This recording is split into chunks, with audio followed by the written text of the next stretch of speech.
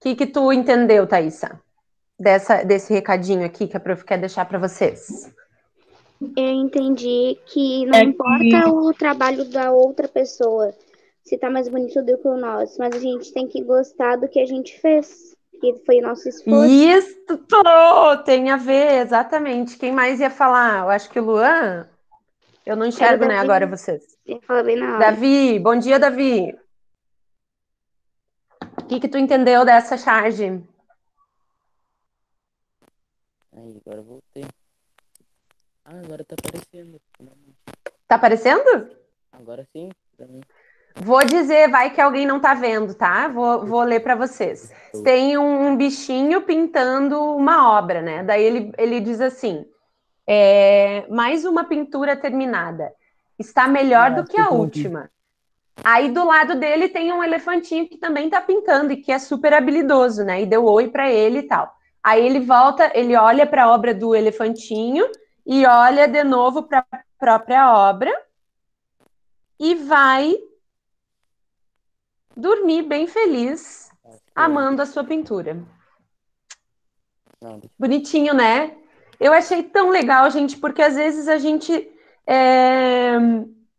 Bom dia para quem está chegando. Às vezes a gente se cobra muito e se compara muito com as outras pessoas, né? A gente se cobra porque quer fazer igual ou tão bem quanto, né? E não valoriza o nosso processo. Cada pessoa tem um processo na sua vida, né? E tem dificuldades e facilidades, tem habilidades e tem coisas que precisa trabalhar mais. E isso a gente tem que levar em consideração antes de fazer a autocrítica, né? É observar o que a gente tá, como que está sendo o nosso processo, o nosso caminho, no que a gente está evoluindo, né? E ficar feliz com essas evoluções. Né, gente? Então, cultivar essas pequenas conquistas que a gente tem no nosso dia a dia, na nossa vida, né? No nosso caminho, no nosso processo, né? Tanto na escola quanto em outros, né, lugares na vida particular da gente, pessoal, tá? Então, para começar com essa mensagenzinha, para a gente não se cobrar tanto, para a gente fazer o nosso melhor, para a gente valorizar os nossos processos, os nossos caminhos, né? Valorizar as nossas conquistas e seguir, né, gente? Seguir juntas e juntos aí. Tá bom?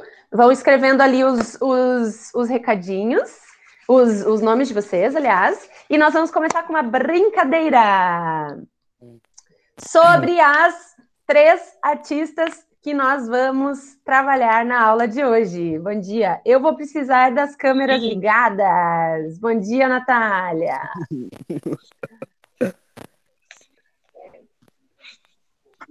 Amores, amores. E aqui a prof tá com aquela dificuldade de ver todo mundo. Vamos ver se vai dar agora.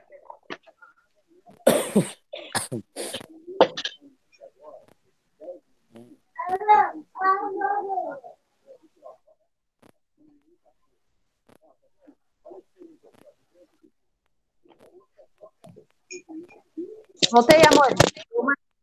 Fui mudar o mosaico e acabei a apresentação aqui, né? Para eu enxergar.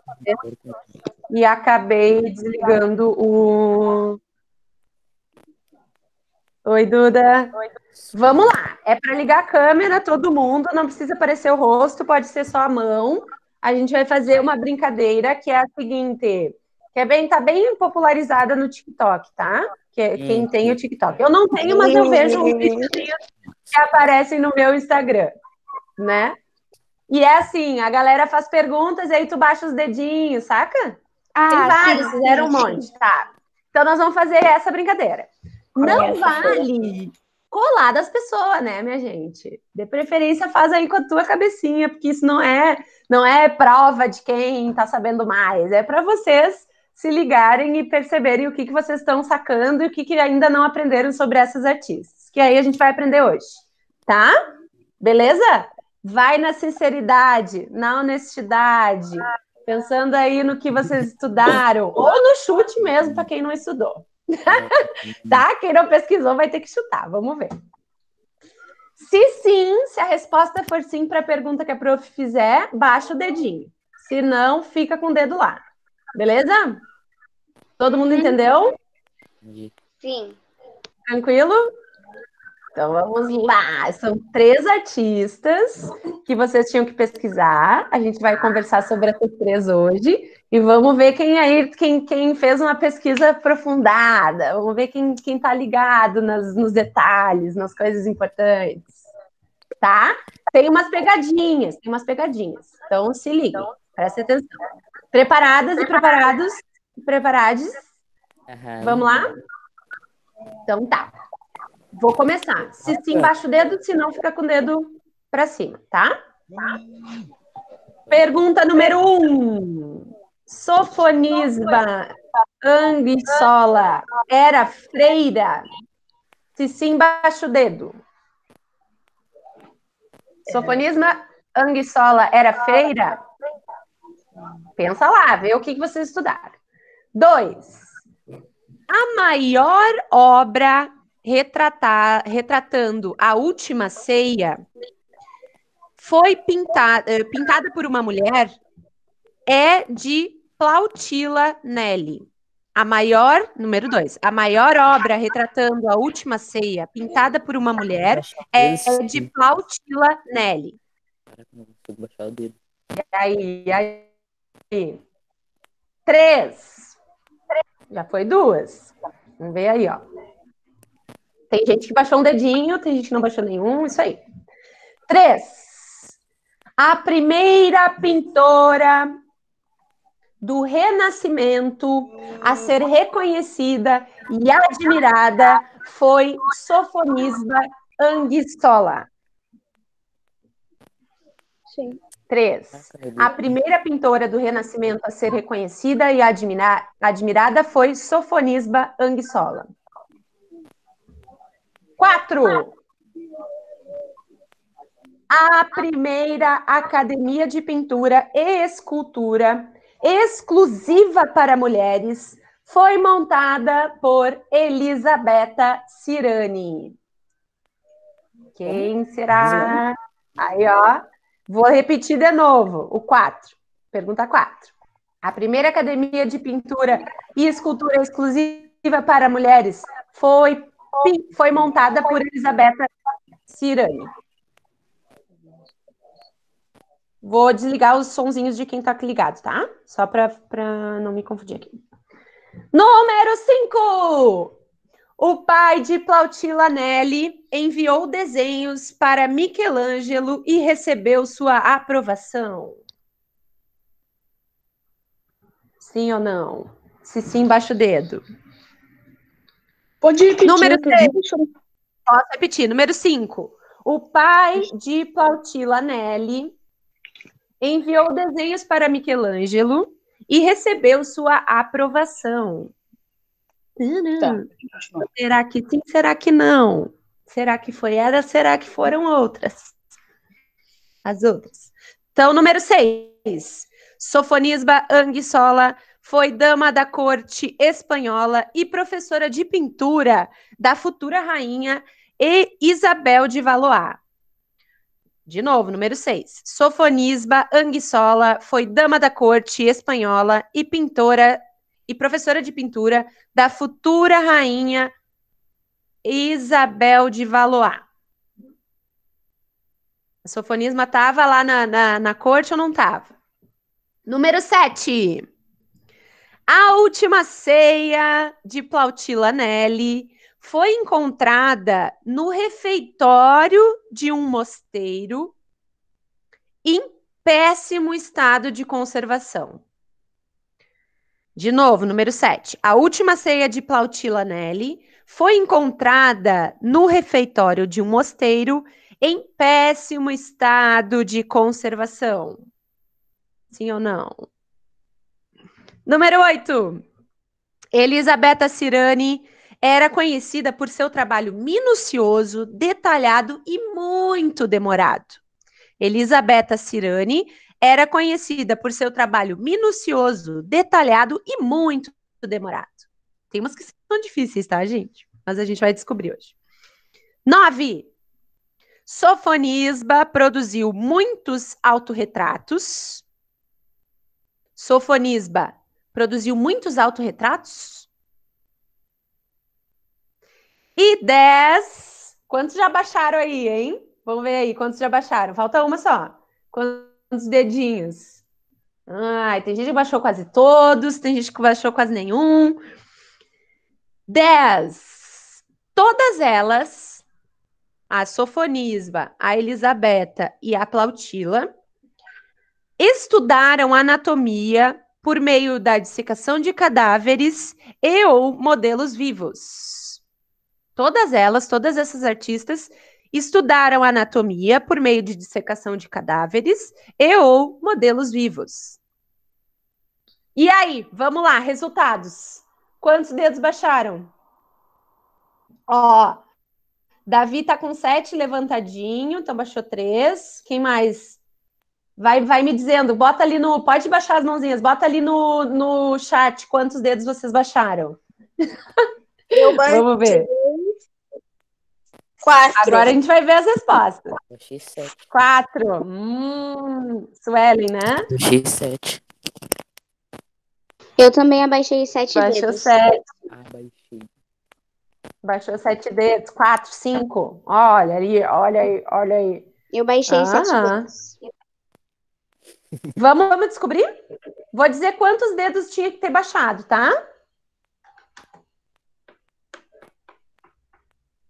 6 era a resposta certa. Mas agora tem que ver qual. Não, ó, calma o coração, porque não é só baixar os dedos, né? Tem que ver se tu baixou o dedo na resposta certa também, né? Vai que ele confundiu aí alguma coisa, né? Então vamos ver. Vamos descobrir agora isso, tá? Eu vou compartilhar com vocês uma apresentação que a gente vai falar, então, sobre essas mulheres todas. E aí a gente vai descobrir essas respostas juntas e juntos. Tá bom? Depois eu conto, depois eu falo para vocês ali no final tudo. Aí vocês vão descobrir já e depois a gente finaliza vendo, né, qual pergunta era sim, qual era não. Então tá, minha gente linda. Obrigada por esse início, pela participação de todos. Vamos começar, então, falando dessas mulheres, né? Muitos de vocês e muitas de vocês pesquisaram um pouco sobre elas. A prof vai trazer algumas informações aqui, vai mostrar algumas obras, para que a gente tenha conhecimento sobre a produção que era feita também por mulheres nesse período do Renascimento. Apesar da gente ter maior conhecimento sobre os artistas homens dessa época, existiam mulheres que produziam também trabalhos artísticos e que muito recentemente estão sendo reconhecidas, né, e estudadas. Né, é um movimento mais recente de descobrir quem eram essas mulheres que trabalhavam nesse período. Muitas obras que eram dessas mulheres, diziam que eram de outros homens artistas, e agora está se fazendo esses estudos. Teu áudio tá ruim. Tá travando, amores. Eita coisa. Vamos ver se melhora. Eu não sei se é o meu computador, se é o meu fone. Tá melhor assim? Sim. Tá, vou ter que abandonar esse meu fone. Então, muitas vezes, algumas obras que diziam que era de algum homem artista, na verdade, era de uma mulher, e agora estão descobrindo essas coisas todas. Então, vamos conhecer essas 3 que foram muito importantes nesse período da história da arte. Esse aqui era o tema, né, que a gente fez para fazer a atividade do início. E aí a prof trouxe uma provocaçãozinha para a gente pensar, tá? Essa escritora, a Linda Nochlin, ela escreveu um texto muito importante que tem esse título, ó, Por que não houve grandes mulheres artistas? Em que ela vai pensando e vai discutindo sobre por que será que a gente não vê mulheres com a magnitude das obras de... Não estão ouvindo, gente? A Thaisa perguntou se esse slide vai ser encaminhado depois. Vai, amores, vocês vão ter, com certeza, tá? Eu tô mandando sempre todos os slides, tá bom? Então, faz as anotações que vocês quiserem, né? A partir do que a prof vai falando, porque tem coisas que eu falo que não estão nos slides, mas depois a prof repassa para vocês, tá bom? Não se preocupe. É isso? Se tiverem alguma dúvida, liga o microfone, tá? Porque a prof não tá vendo vocês, tá vendo a minha tela aqui, tá bom? Então, ela escreveu sobre isso para pensar, então, por que a gente não via essas mulheres, por que será que elas não existiram, não produziram com a magnitude que tem as obras de um Michelangelo, de um, né, Davi, enfim, que a gente, né, estudou. E uma das respostas que ela deu é um texto bem complexo, assim, bem cheio de detalhes, bem que ela estudou, assim, bastante sobre isso e falou vários pontos em relação a isso. Mas a prof tirou essa aqui para a gente pensar, tá? Eu vou ler e aí vocês podem me dizer o que vocês acharam dessa frase, tá?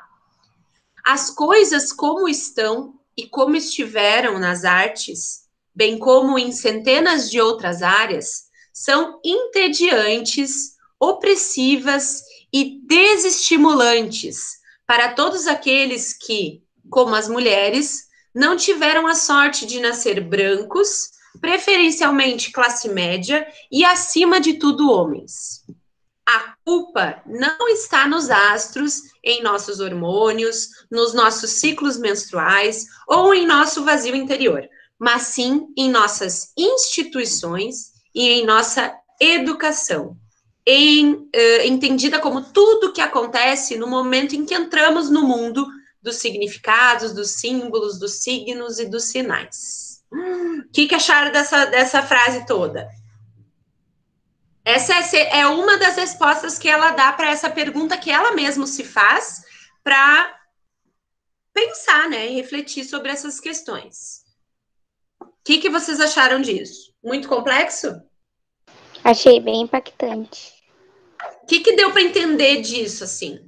Disso tudo que a prof falou aqui nessa frase toda? Alguém quer dar um pitaco aí? Quer dar uma opiniãozinha?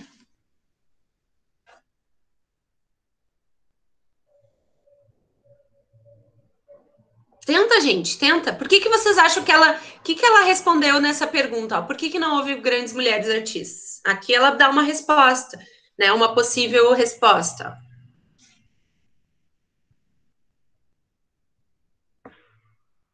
Vou ler de novo, tá?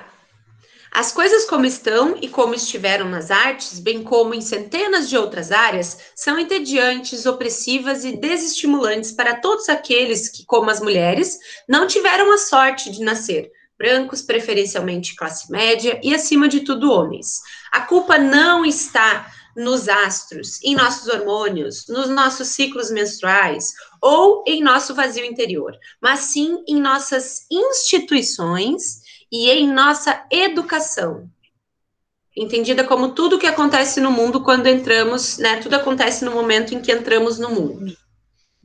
Alguém quer dar uma opinião sobre isso? Tenta elaborar lá alguém, para prof. Não me deixe sozinha.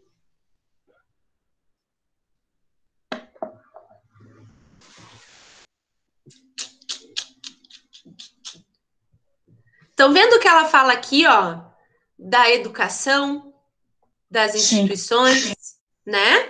Instituições, a escola, a igreja, por exemplo, né?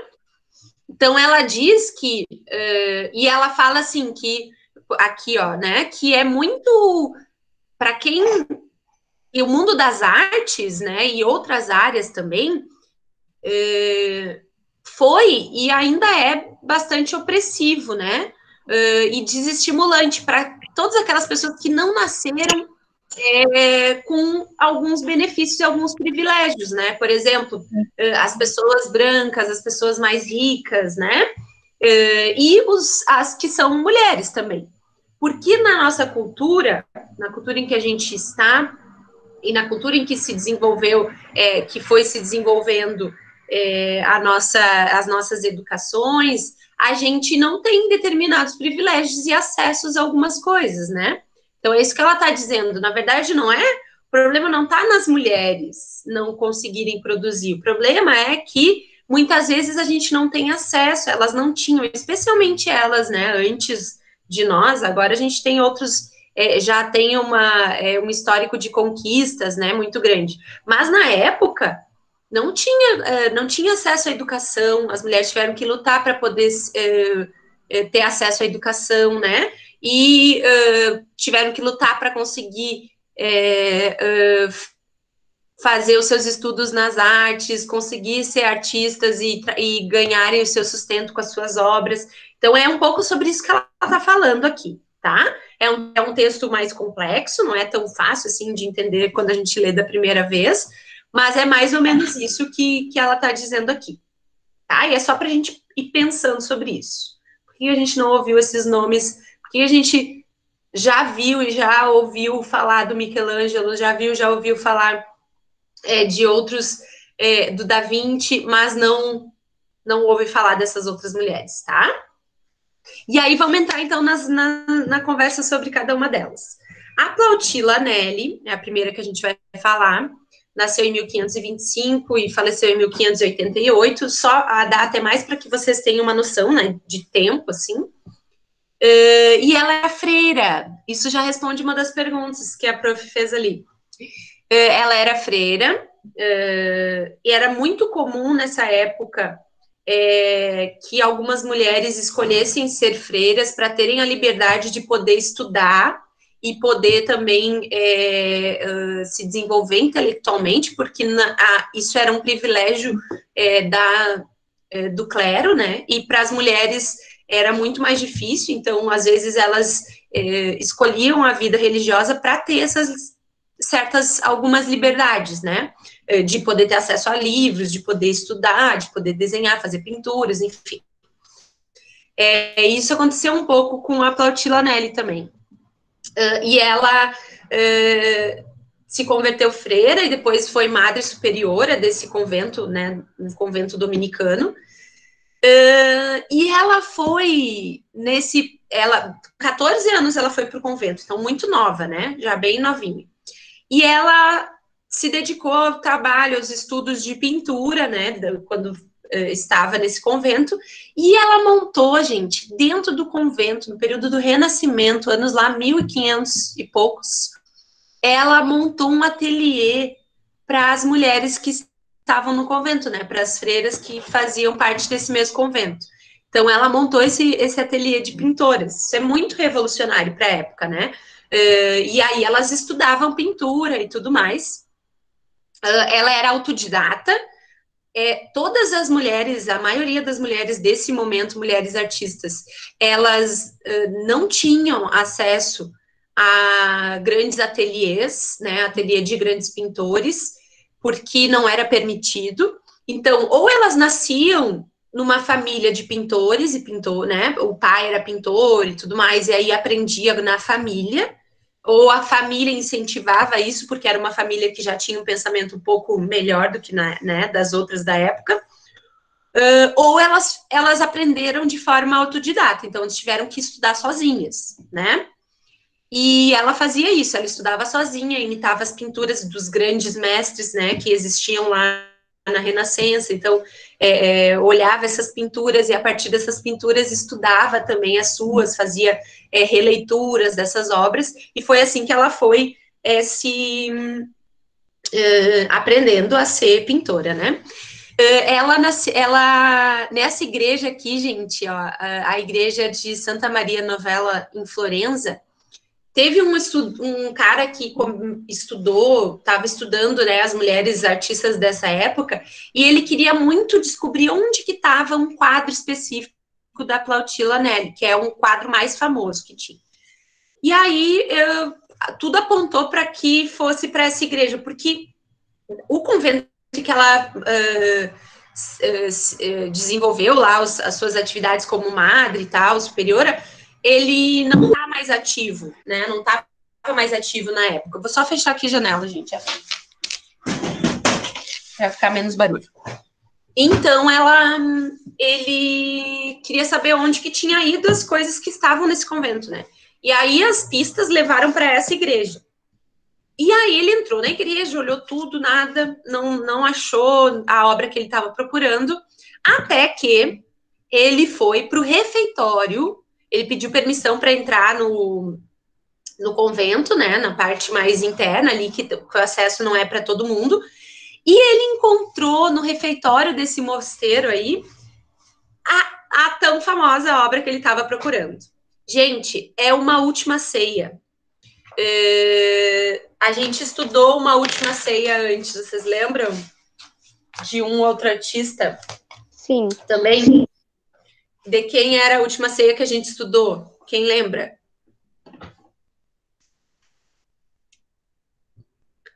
Do Botticelli? Não, chuta outro, vai lá.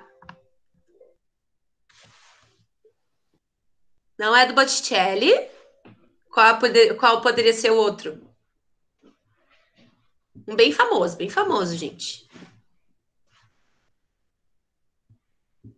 Da Vinci? Do Da Vinci, sim. A gente estudou a última ceia do Da Vinci, né? E aí a prof falou umas curiosidades e tal sobre como aquela obra tinha sido feita. Ela fez uma obra também da Última Ceia, né? Retratando essa cena bíblica. E é uma obra gigante, gente. Ela tem 7 metros por 2 de altura. Os personagens, né, que compõem essa obra, aqui é um detalhe, tá, da obra, ó. Os personagens que compõem essa, né, que compõem essa cena bíblica toda, né, os apóstolos e Jesus, tudo mais, eles têm o tamanho real das pessoas. Então, imagina, ela retratou com o tamanho real da pessoa. Muito grande. Cada rosto, lembra que o Da Vinci também teve essa preocupação? O rosto de cada um tinha características diferentes. Quando os artistas conseguiam fazer isso significava que eles eram muito bons, porque eles conseguiam dar detalhes, né, de diferentes fisionomias, diferentes rostos, né? Então ela estudou isso, e ela estudou sozinha, né? Ela não estudou como, por exemplo, Da Vinci, Michelangelo, Botticelli, que a gente falou, né? Todos eles foram em ateliês de grandes mestres desde pequenininho, dissecaram cadáveres, estudaram anatomia, podiam ver modelos vivos, as mulheres não podiam, muito menos uma freira, né? Ela não tinha como chamar pessoas para ver os corpos dessas pessoas para estudar anatomia. Então, ela estudou só a partir de documentos, de materiais, né? De coisas que ela tinha acesso, né? De literatura, e também a partir das obras desses grandes mestres. E ela conseguiu, apesar dessa lacuna, né? No estudo nesse sentido, ela conseguiu muito bem, assim, retratar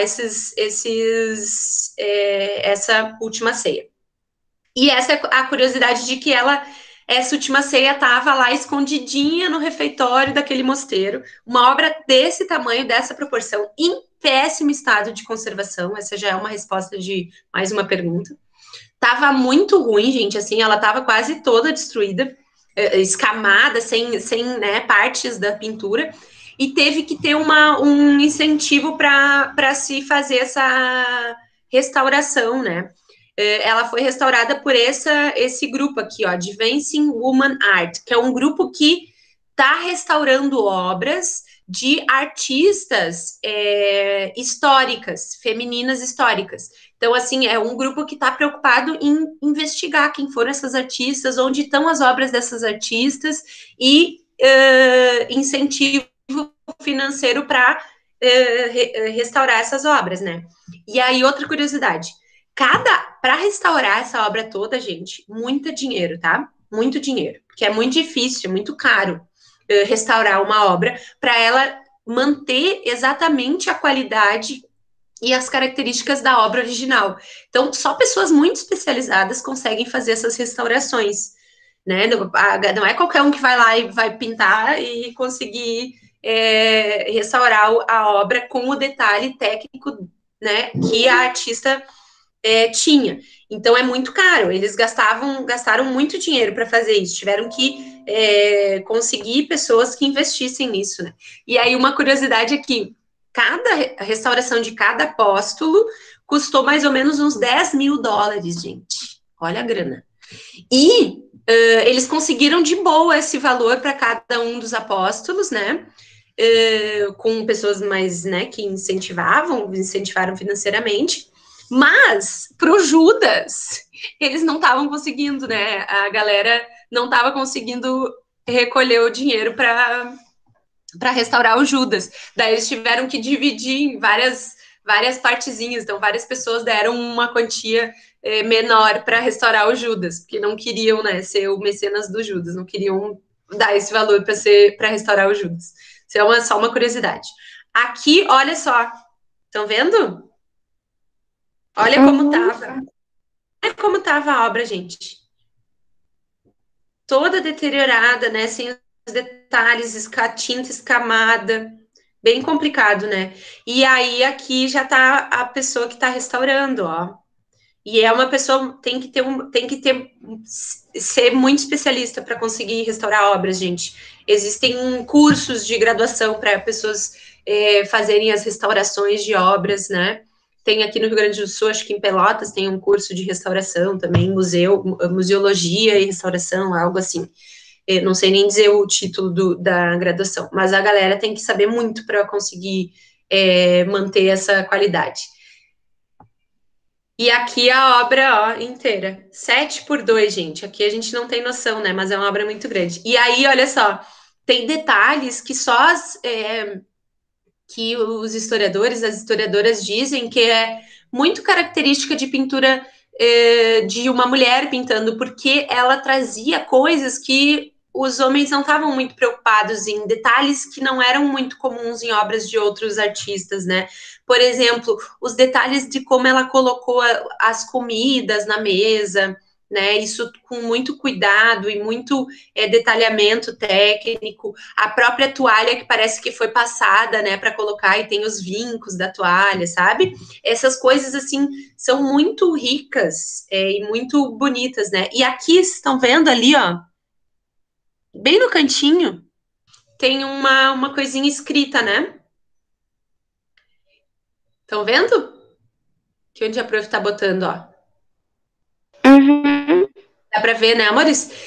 Aqui, ó, outra curiosidade. Tem várias histórias de mulheres que, quando os historiadores foram pesquisando sobre elas sempre botavam alguns detalhes da sua personalidade na obra, né? Até para marcar que eram elas que estavam fazendo essas obras, né? Porque na época não era muito, a galera não dava autoria para essas mulheres também, né? Então era uma forma delas se posicionarem também, tipo, eu que pintei essa obra, eu sou artista também. E aí a curiosidade é que ela botou em cima do nome dela, ela assinou, né? Isso é importante, porque também lá na Idade Média não se assinavam, né, as obras, né? É agora no Renascimento que começam a assinar as obras. Ela assinou, botou o seu nome, né? E em cima da assinatura ela botou uma inscrição em latim, que a tradução é a seguinte: ore pela autora, pela pintora. Então, para ela se colocando como a pintora desse quadro, né? E para dizer que, ó, eu sou uma mulher que estou pintando, né? Orem por mim também. Enfim, é muito significativo e simbólico essa frase que ela colocou ali no quadro. Tranquilo? Pautila Nelly, então, essa freira muito revolucionária que pintou essa obra grande, linda, que foi restaurada. Tá? É a principal dela. Agora a gente já tem umas 20 obras atribuídas a essa artista, tá? E essa é a mais conhecida. E aí a Sofonias Vanguissola. Não sei se fala exatamente assim, tá? A prof tá falando como eu acho que é, mas enfim. Esses nomes estranhos, às vezes, né? É difícil. Ela nasceu em 1535, faleceu em 1625. Então, gente, ela viveu quase 100 anos, tá? A mulher viveu muito, assim. E ela é a artista mais reconhecida e mais admirada. Oi? Ela Oi, amor, fala de novo. Pra durar Não quase entendi 100 da anos. né? Diferente da próxima que a gente vai ver que morreu bem nova. ela viveu muitos anos, né? E ela não era da vida religiosa, né? Diferente da Plautila. Então, a Plautila era uma mulher, né, freira, que estava ali no convento e desenvolveu a sua pesquisa, né, de pintura nesse ambiente. A Plautila não. A Plautila era filha de um nobre, né, da região lá da Itália, da Cremona. O pai dela tinha uma certa condição, assim, dentro dessa sociedade, né? Inclusive tinha ele fazia parte de um comitê com várias outras pessoas que ajudavam a desenvolver as leis e tudo mais lá dentro dessa, né, de Cremona, lá dentro de onde eles moravam. E era uma família muito grande, né? Tinha 7 filhos, muito numerosa. E era comum, assim, nas famílias mais nobres, os filhos serem incentivados, né? E as filhas também a pintarem, a estudar música, a estudarem dança, a estudarem literatura, né? Porque, enfim, a nobreza tinha mais acesso a isso, e isso dizia da formação dessas mulheres e desses homens, né? Então, eles incentivaram, né? O pai incentivou ela a estudar, a ler, a estudar literatura, a estudar música, a estudar desenho. E ele viu que quando ela era muito... E todas as outras irmãs, mas ele viu que a Sofonisma tinha um talento muito... uma habilidade muito grande para pintura, né? E aí ele começou a incentivar cada vez mais, né? Então, quando ela tinha 10 anos, muito novinha, gente, ela começou a estudar com esse mestre, com o Bernardino Campi, né? Então, ela foi uma das que teve acesso a esses mestres, né? Mas também tinha toda essa questão de que não podia ter modelos vivos, essas coisas também se mantinham para ela também, né? Porque eram regras das questões, assim, sociais, né? Que não podia, as mulheres não podiam ter esse privilégio, né? Então, mas ela estudou com esse artista. E quando ela tinha 15 anos, ela já estava famosa, assim, porque ela tinha um talento muito grande e pintava muito bem. E aí, gente, o pai dela fez uma... era bem comum, lembra que a prof falou dos familiares levarem, os pais, né, os responsáveis levarem os desenhos das pintoras para alguns artistas, e ele levou um desenho, esse aqui, ó, esse primeiro desenho aqui. Ele levou esse desenho para o Michelangelo ver. E aí o Michelangelo viu o desenho e disse, ela realmente é muito talentosa. Mas aí diz que me diz que, né, que não tem como a gente ter certeza, mas diz que ele teria falado que, ela é muito talentosa, mas é mais fácil fazer essa fisionomia feliz e tal, né? Eu quero ver ela pintar alguém com outra fisionomia, uma fisionomia triste, né? Chorando, enfim, outro rosto. E aí ela, em resposta, fez esse aqui, ó. Menino sendo picado pelo caranguejo. É algo assim o título dessa obra. Que aí, ó, é o menino chorando. Então ela fez o antônimo, né, do desenho. E foi reconhecida, assim, como muito talentosa, e o Michelangelo aprovou e tudo mais. E ela, gente, foi, depois de ser, né, foi essa fama ser disseminada aí pelo lugar que ela estava, ela foi convidada, então, para integrar a corte da Espanha, né, da futura rainha da Espanha, da Isabel de Valois. E aí ela fez parte dessa corte. Na corte ela, então, era professora dessa futura rainha, né, da Isabel de Valois, ensinava pintura para ela. Ela não era a principal artista retratista da corte, porque tinha um outro homem que era o principal, né, que fazia os retratos dos nobres, mas ela também retratava, e cada vez mais ela foi sendo reconhecida porque os trabalhos que ela fazia tinham uma característica muito especial, assim, ela fazia com uma maestria muito grande. Então, aqui é um retrato da Isabel de Valois, que ela pintou, que a Sofonismo pintou, e aqui um dos autorretratos dela. Ela foi conhecida por pintar muitos autorretratos. Aqui, o primeiro, ó, é um dos autorretratos dela, que ela segura um livro, né, um livreto aqui, então, para mostrar como ela era uma pessoa culta, e aqui ela já se identifica como pintora. Então, é interessante porque ela passa a viver da arte, né? Então, ela ganha o seu sustento com a arte. Isso é uma coisa muito importante, né? Que na época não era comum mulheres se sustentarem com o seu trabalho, né? E ela recebe encomendas, enfim, e vai se sustentando a partir desse trabalho. E aqui ela se pinta, ó. Ela pinta a si mesma pintando, né? Isso é bem importante porque ela está dizendo, eu sou uma artista. E tem todo um detalhamento dos, olha como ela olha pra gente, ó. Tá vendo? Parece que ela tá olhando pra gente, né? Olha que lindo. Um detalhe enorme, assim, em tudo, nas mãos, né, anatomia, no próprio quadro que ela tá pintando, no uso das cores, da luz, da sombra. Então, ela era uma artista muito, muito, muito, que tinha um talento muito grande. E tem outra curiosidade. Quando ela foi para a corte, as mulheres sempre tinham tutores, né? Então, os pais eram os tutores das mulheres. Então, elas não podiam fazer nada sozinhas, né? Não era permitido. E os pais escolhiam quem iam casar ou não, davam essa autorização. Quando a mulher ia, né? A moça ia para ser dama da corte lá, fazer parte da corte, o tutor dessas mulheres era o rei, né? Então, quem dizia se elas podiam ou não casar e com quem elas podiam ou não casar era o rei.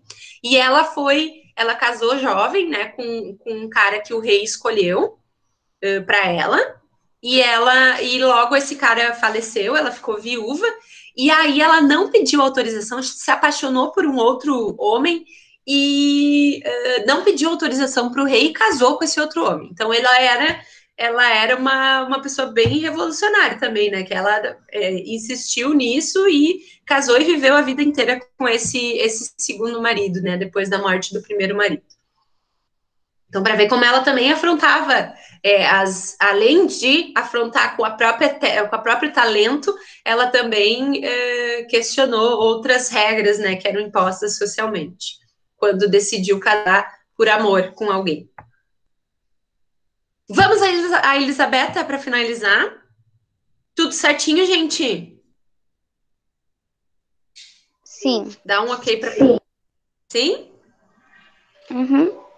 A Elisabetta é outra artista, tá, gente? Ela já tá assim, ó, no finalzinho do Renascimento, início do Barroco, que é um outro movimento artístico, né? Que a gente vai estudar posteriormente, provavelmente ano que vem. Ela nasceu em 1638 e faleceu em 1625. Ela faleceu super jovem, com 20 e poucos anos. E é muito curioso porque ela, assim como a Sofonisba, ela também se manteve como pintora. Então, ela era uma pintora profissional, né? O pai trabalhava com pintura, né? A Sofonisba não, né? O pai não trabalhava com pintura, mas incentivava. E ela estudou com o mestre. Aqui na Elisabetta, o pai dela trabalhava com pintura, trabalhava com um mestre muito reconhecido lá na região. E ela começou a aprender, então, com o pai, né? Teve essa possibilidade de aprender pintura com o pai. E com 13 anos ela começou a pintar mais, levando mais a sério essa habilidade, né? E o pai morre quando ela é muito jovem. Acho que quando ela tem 16 anos, se não me engano, mas não tenho certeza, tá, gente, desse detalhe. Mas o pai dela morre quando ele é jovem, quando ela é muito nova, e ela assume o ateliê do pai. Então, ela assume o ateliê do pai, assume a responsabilidade financeira de toda a família e também das pessoas que trabalham nesse ateliê. Muito nova, gente, 16 anos. E a mulher já estava lá empreendendo, tá? E assumindo a finança de tudo.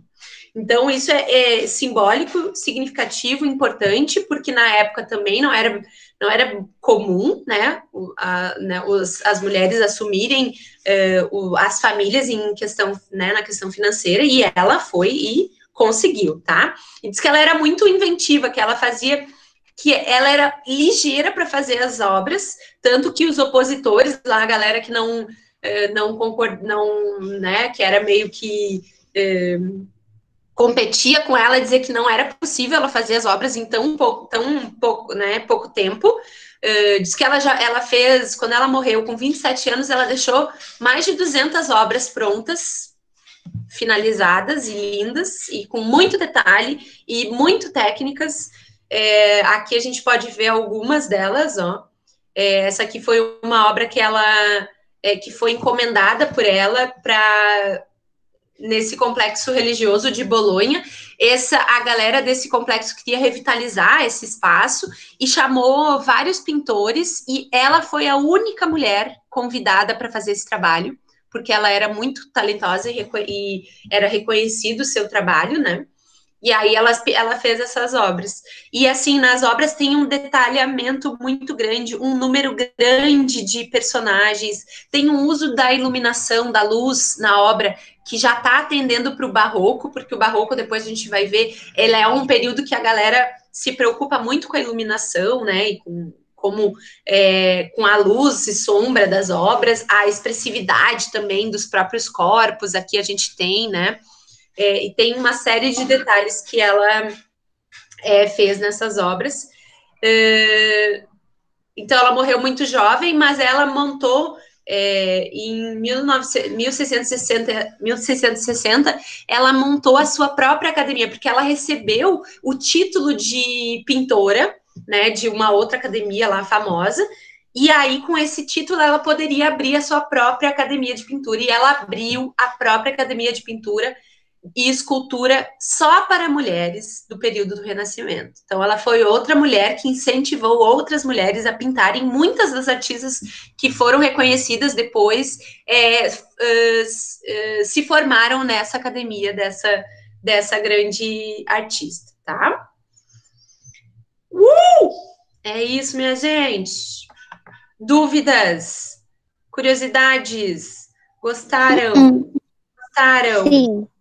Sim. Essa última história do que ela morreu, porque ela só viveu 23 anos. Interessante, Suelen.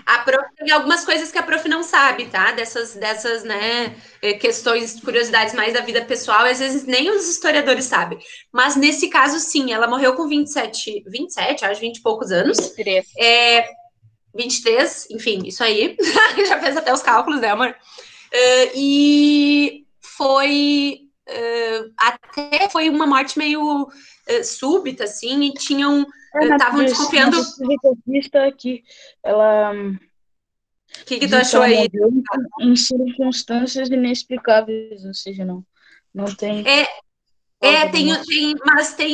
Tem autores que dizem que ela faleceu, que morreu rápido, e que aí até a pessoa que trabalhava com ela foi incriminada por ter talvez envenenado ela, mas aí depois descobriram na autópsia, quando fizeram a autópsia do corpo dela, que ela tinha morrido de uma úlcera, né? Que um problema no estômago ali, que enfim, estourou essa úlcera e ela acabou tendo complicações e faleceu. Então, muito provavelmente tenha sido do estresse, né? Porque ela tinha uma sobrecarga, assim, ela tinha uma responsabilidade muito grande e desenvolveu esse problema de saúde aí bem sério e acabou falecendo, né? O que a prof pesquisou a respeito dela foi isso.